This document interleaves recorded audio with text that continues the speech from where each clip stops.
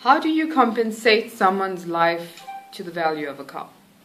And I thought it was so disrespectful to my family, sort of a slap on both sides of our faces. That's how I felt sitting there. It felt like, how dare you offer us a vehicle that my brother's life, or the brand that my brother's life was lost in. I mean, Reshall burned to death, and I think picking up from the bits and pieces from his autopsy, I'm sure you understand the magnitude of how badly he was burnt.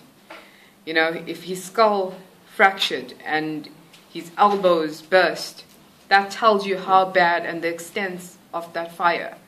How dare you offer us a vehicle and think that we're going to be happy sitting in this car because Ford's offered it to us?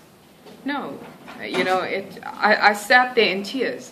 I mean, the tears rolled down my face, and I looked at him and I said, you told me we're coming here and you're going to give us closure. How could you do this and leave my mum now thinking her child was murdered? No mother deserves to know such graphic, gruesome detail of her son's autopsy.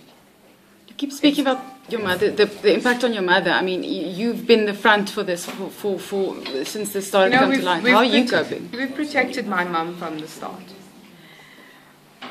I am the youngest and Reshall's baby sister, and I've had to fight for my brother. And it's not easy. I can tell you it's not easy. Today my son turned 7. He woke up this morning and I asked him I lit a little cupcake with the candle on it, and I asked him, what do you want for your birthday? What's your wish? And he asked me, can I wish that Reshall comes home?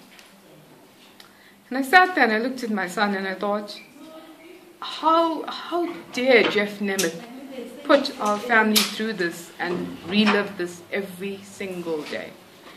You know, no one would understand our pain and what we're dealing with. It's not easy. Normally if you lose someone, you grieve, you move forward, you know, you never forget the person. But with my family, I've been reliving this every single day.